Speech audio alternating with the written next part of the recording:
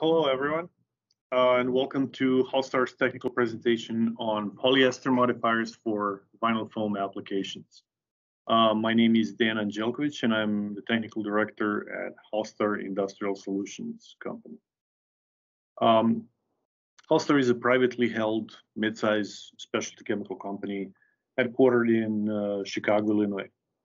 Hallstar has 6 R&D and manufacturing centers located on 4 continents with a diverse global team of more than 200 employees and broad technology and patent portfolios.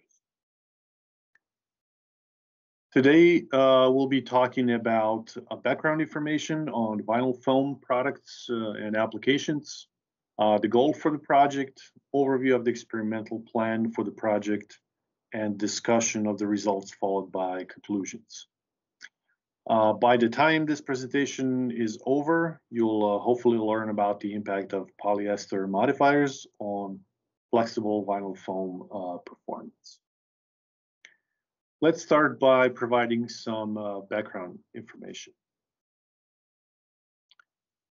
Vinyl foam formulations and finished products are used in a variety of applications ranging from furniture, bedding and carpeting to packaging, sports, insulation, and transportation applications. There are several key physical and performance features of vinyl foams that drive its continued popularity in the market, including lightweight, low density, superb strength to weight ratio, good insulating capabilities and energy absorbing performance, comfort features of polymeric foams, lower cost when compared to other polymeric composite materials, and the ease of processing and manufacture, as well as flexibility in design. Vinyl foams are typically classified based on several parameters, such as flexibility, density, and the nature of the foam cells.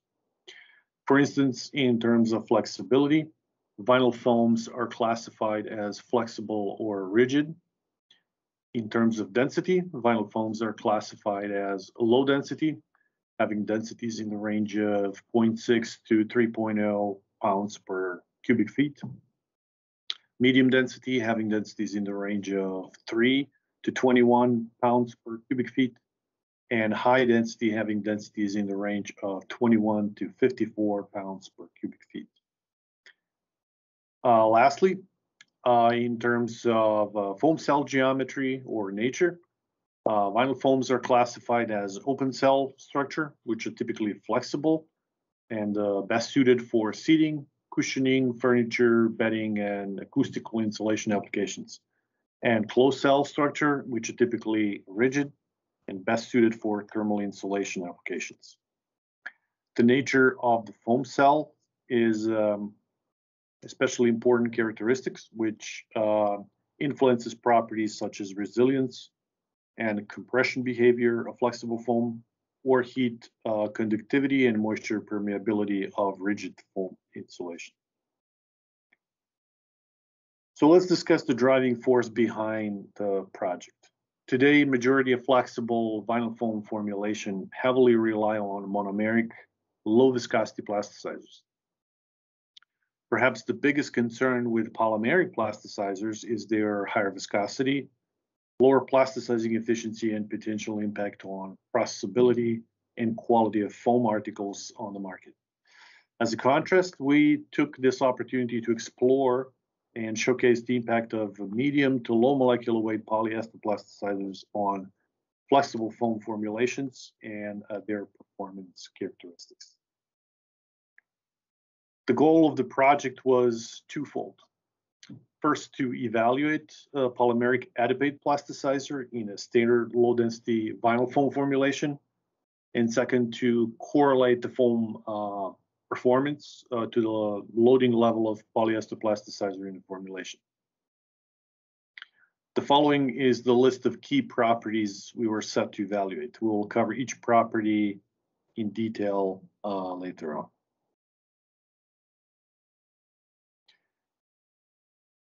Let's take a look at the experimental plan.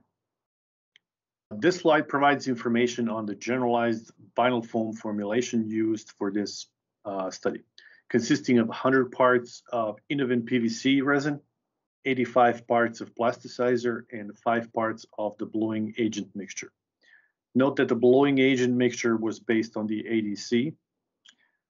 Foam samples were prepared by coating formulated vinyl foam composition at 25 mils thickness onto an 8 mil thick release paper. Coated samples were then gelled for 2 minutes at 290 degrees F, followed by fusion and blowing step at 385 degrees F for 2.5 minutes. Table in the top right corner provides basic QC properties for the polyester plasticizer used in this study, while the table at the bottom provides the compositions of all 5 separate vinyl foam formulations made and tested in this study. Note that the plasticizer used in this study was a blend basically of plasticizers consisting of DIDP and polyester adipate plasticizer, which we're investigating, where polyester adipate level varied from 100% in the blend AD-1 to 0% in formulation AD-5. Now, for the best part, let's talk about the results. Let's discuss plastisol viscosities and the impact polyester adipate addition had on initial and aged viscosity profiles. To evaluate these effects, we use Kinexus liquid rheometer by Malvern and cone and plate mode. Detailed test parameters are shown on the bottom right. As expected, initial and 24-hour plastisol viscosities increase with increasing concentration of polymeric adipate in the total plasticizer. However, viscosity values for 24-hour aged plastisol seem to be lower than the initial viscosities at lower shear rates, for example, at less than 10 reciprocal seconds. Finally, the higher the concentration of polymeric adipate in the total plasticizer, the greater the viscosity differences. We also wanted to explore the effects of polyester adipate loading on the shear thinning properties of the plastisols. To do that, we looked at the shear thinning index values, or STIs. Based on the results, we conclude that increasing polymeric adipate concentration reduces STI progressively, thus making plastisols less shear thinning in behavior. For instance, this behavior may be of importance for dipping or coating applications focused on filling cavities and gaps in the substrate. Furthermore, this drop in STI is apparent even at low levels of polymeric adipate in the total plasticizer. Lastly, the 24-hour STI values are lower than the initial STI values, but the overall trend remains pretty much the same. Mechanical properties of the final foam samples were also evaluated, and numerical values for tensile strength and elongation at break are given in the table below. Results showed that increasing polymeric adipate concentration in the total plasticizer increases percent elongation from 370% in the AD-5 formulation to about 450% at AD-1 and AD-2 compared to the incumbent based on 100% DIDP plasticizer. Interestingly, the tensile strength of polymeric adipate containing vinyl foams is between 6 and 19% lower than that the incumbent based on the DIDP alone. The following slide presents weight loss data from hexane extractions at room temperature for 24 hours. The picture on the bottom right shows circular foam specimens after hexane extractions. Results showed that the weight loss after hexane extraction drastically decreases with increasing concentration of polymeric adipate in the total plasticizer. Considering the sharp drop in weight loss between AD-5 and AD-4 formulation, Results also show that even small levels of polymeric plasticizer would significantly improve permanence and reduce undesirable weight loss. We have also conducted DI water extraction tests at 90 degrees C for 24 hours to determine percent swell performance, as well as dry out test at 60 degrees C for 24 hours on the swollen specimens. Results indicate that the weight change after DI water aging and dry out show higher water swell with increased level of polymeric adipate and slightly higher extraction after dry out. These results clearly indicate that the increased polarity of polymeric adipate versus DIDP, as indicated by the dielectric constant values given below, gives the vinyl foam product overall increased compatibility with highly polar solvents. Lastly, we conducted a cottonseed oil extraction at 60 degrees C for 24 hours to determine weight change. Results show that weight loss after cottonseed oil extraction significantly decreases with the increasing concentration of polymeric adipate in total plasticizer. For instance, 25 weight percent replacement of DIDP with polyester adipate plasticizer reduces weight loss by 30%. Results mirror behavior demonstrated in hexane solvent, showing less extraction with more polar polymeric adipate molecule and much more extraction of the low polarity DIDP, low polarity cottonseed oil. We have also conducted an optical microscopy study on all samples to evaluate the effect of polyester adipate loading on foam cell size, structure, and distribution. As shown on these pictures, analysis indicates that all 5 samples exhibited similar cell size, uniformity, and distribution throughout the foam specimens. Foam thickness of 81, 2, 3, 4, and 85 samples were 70.0, 68.5, 74.2, 66.1, and 84.8 mils, respectively. The level of polymeric adipate in the vinyl foam seems to have very little effect on the size, uniformity, and distribution of foam cells. Compression set was measured per ASTM D1056 standard using the following experimental conditions. First, samples were subjected to 22 hours on 25% compression at room temperature, followed by rest of the 24 hours at room temperature after releasing compression. We then measured thickness after relaxation and calculated the compression set from the initial thickness. Results showed that the partial replacement of the DIDP with polymeric adipate improves initial compression set by almost 50%. Higher levels of polymeric adipate, however, do not lead to further improvement of compression set performance, indicating that there is an optimum level around 25% replacement with polymeric adipate plasticizer. Original and heat-aged vinyl foam specimens were also analyzed by dynamic mechanical analyzer, DMA, using parameters listed in the upper right corner.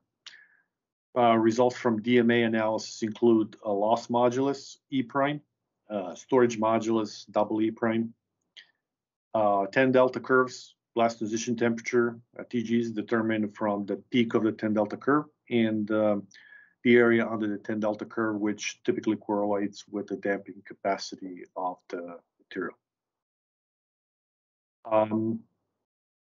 The following table lists numerical values for properties obtained from a DMA analysis, which we included for reference. Some of the data were plotted and discussed on the following slides. In addition to the glass transition temperature data obtained from the 10 delta curves from the DMA analysis, we have also conducted DSC analysis to obtain corresponding glass transition data. Results shown here indicate that the DSC glass transition data correlate more closely with storage modulus and loss modulus than with the 10 delta max data. Regardless of which TG data one relies on, the difference between the glass transitions for pure DIDP in the AD-5 formula and pure polymeric adipate in AD-1 is always around 10 degrees centigrade. While the E prime onset and E double prime max data show gradual decrease with increasing concentration of polymeric adipate, the 10 delta max data show consistent TGs regardless of the polymeric adipate concentration. The same DMA and DSC analysis were conducted on heat age specimens being exposed to 200 degrees F temperature for 4 days. Results shown that the DSC glass transition data after aging also correlate more closely with the DMA data for E prime onset and E double prime max after aging than with the delta max data after aging. The impact of increasing polyester adipate levels on glass transition temperature after heat aging follows similar trend for original data shown on the previous slide. Lastly, the picture of the specimens before and after heat aging indicates that polyester adipate loading levels helps slightly to reduce the color change compared to the DIDP plasticizer. However, it's also observed that the color of the original foam samples with 100% polyester adipate AD-1 is slightly more yellow than that for the 100% DIDP specimen AD-5. Dynamic mechanical analysis also evaluates stiffness and damping, which are reported as modulus and 10 delta values respectively. The E prime storage modulus or in-phase component and E double prime loss modulus or out-of-phase component measures samples' elastic behavior.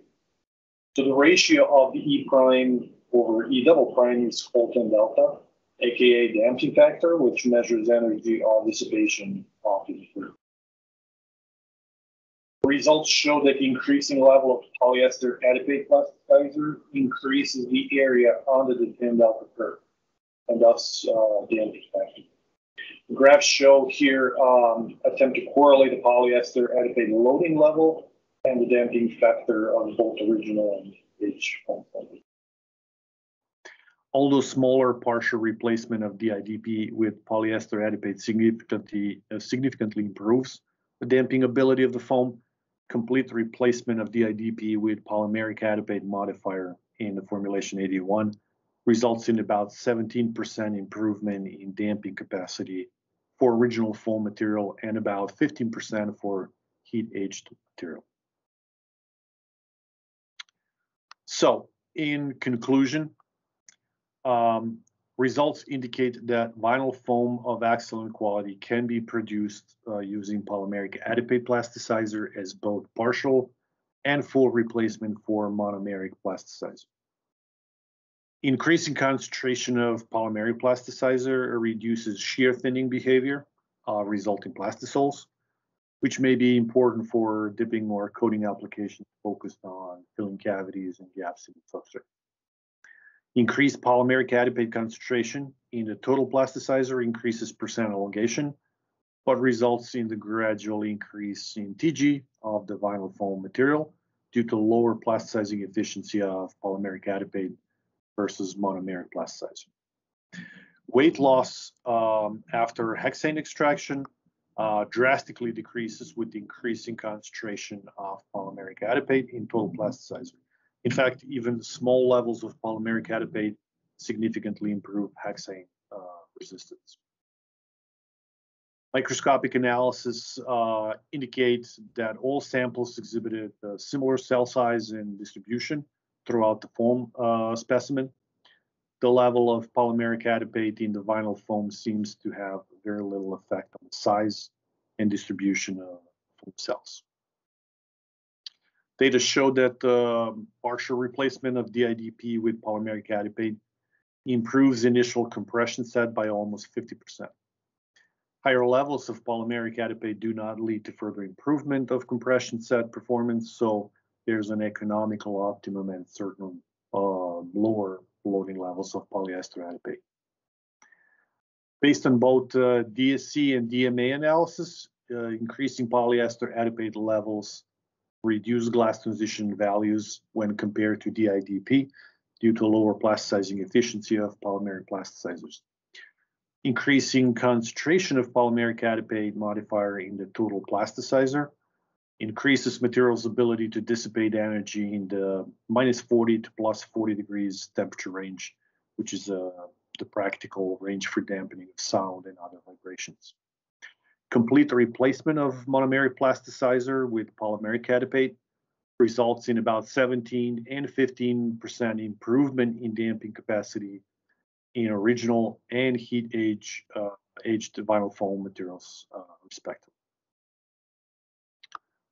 So thank you very much for your attention, and please feel free to contact me with